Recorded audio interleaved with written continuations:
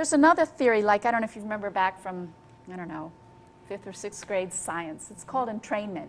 And I remember my science book, they showed these pictures of like a little tiny clock and a great big grandfather clock, and they were in close proximity. And the grandfather clock would go tick, tick, tick, and the little one would be going tick, tick, tick, tick, tick.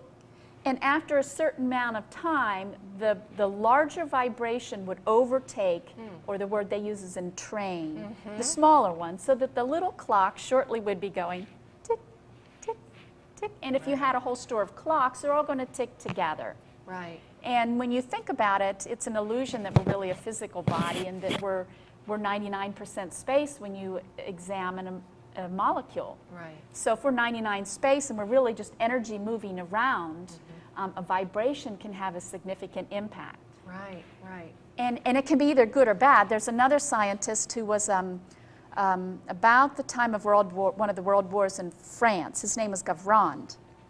And he created a 6-foot police whistle because he found that very annoying, and he wanted to see just how powerful sound was. Okay. And he, I guess, had this machine blow this police whistle in his laboratory, and the technician immediately died. Oh my.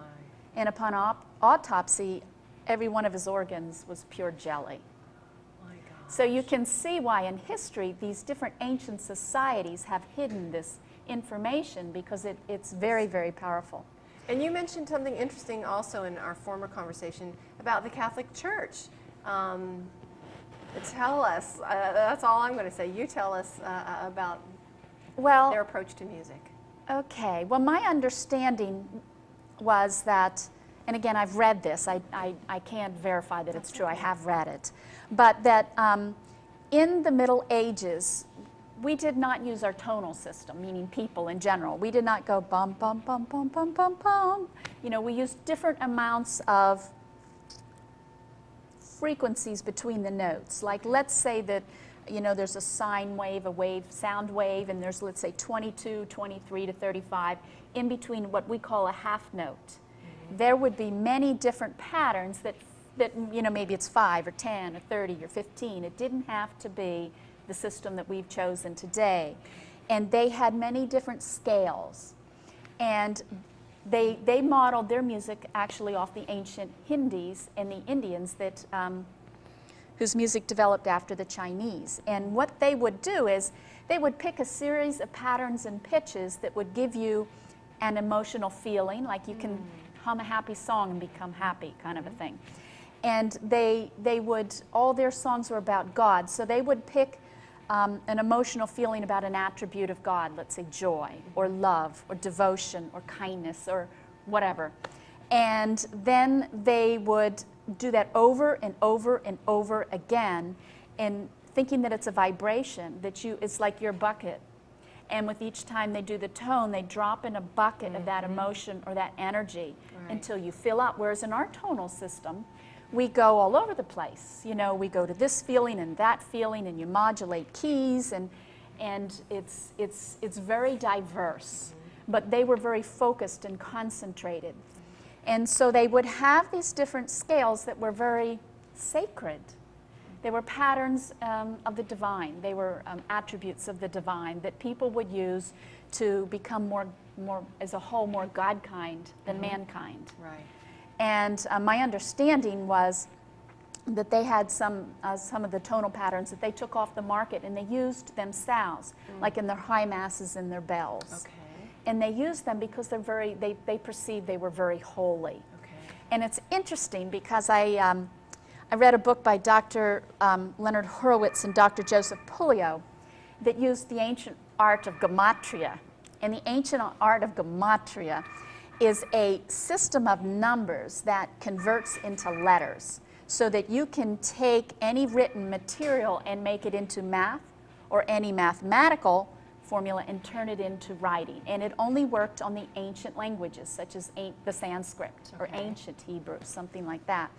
And in Numbers 7:12 to the end of the chapter, I think it's to 82, they found a very interesting pattern of tones. And they used gematria to change the different chapters, and the chapters when they used gematria, were always like 369, 369, 369. And then they came up with this tonal pattern, which happens to be the scale that the Catholic Church took off the market, that they use for their holy masses. And it's called they coined it the solfeggio tones, and I find that interesting that song, that tonal pattern's hidden in the Bible. That is unbelievable. And preserved through the ages for our benefits. And that is also in my CD. Let's move into the CD, because this is the culmination of your study, your wisdom, your knowledge, all put here for us to hear.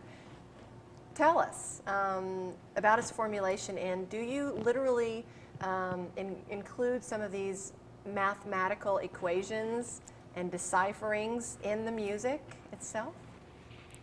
Yes and no. Okay. Yes, in that they're in the background, because the tones in many of these different formulas in ancient arts are perfect tones, and our music system is not perfect.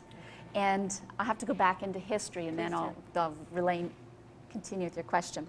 But at the time of Bach, the earth, if you will, was coming out of the Dark Ages. Mm-hmm. And in a book I read, according to Cyril Scott, he suggested that music is used as a forerunner to help mankind evolve. Back to the theory on creation, that in the beginning was the Word and sound creates. Back to the science where you have the drum and the boombox underneath and you see it literally creating before your eyes. And the photographs that I mentioned from the Monroe Institute that show with different tones you can use different parts of your brain and expand. Given that kind of an idea that when mankind's about to make an evolutionary leap, first comes the tonal change. Wow. Because the tone kind of paves the carve way for the other things. And in Cyril's book, he said that the classical music, the Renaissance music, pulled the people out of the Dark Ages. And he made a comparison of Mendelssohn with its very ornate trills and little frills and embellishments. Right. Very ornate tonal qualities in the music. Created the Victorian architecture that was popular at the time, and the Victorian clothes that were also very ornate with very detailed little pretty little designs and so forth. And then again, the book was talking about music not being good or bad, but simply like a carrier of consciousness. Mm-hmm. And there was concern that people could hold a kind of cold heart behind the beautiful architecture of the time, or the beautiful music. And so they would then, the book suggested that Beethoven would then have been overshadowed because he would bring in the compassion. His music to me is very moving. And if you really feel with that, I don't see how you cannot have compassion on another person. And in the history books, the charities started after Beethoven, not prior. Social charities began after Beethoven. We're daring to say as a result of. Right. Oh, that's tremendous. Right. Okay. So that the tonal pattern that's on the planet at the time is very, very important and helps us to evolve. And tell us where you think we are now. Well, in terms of the solfeggio tones, the pattern that was in the Bible was incomplete, was clearly incomplete. Unfinished, you mean? Unfinished. Okay. And the tonal patterns are often spirals. So in my music, I went and I completed the spiral, again, helping people to hear those tones and to go and vibrate with those tones. I also used the Fibonacci series of numbers, which I believe was made popular in Dan Brown's book, about the Da Vinci Code? The Da Vinci Code, yeah. And in that, the first numbers of the Fibonacci series of numbers, which, let me go back, would be found in our bodies. The pattern's found in our bodies. It's found on it's found in our hands. It's found in our face. It's found in the plants. It's found in sunflowers. It's the same pattern that's in the solar systems. It's a numerical pattern created visually, manifesting visually.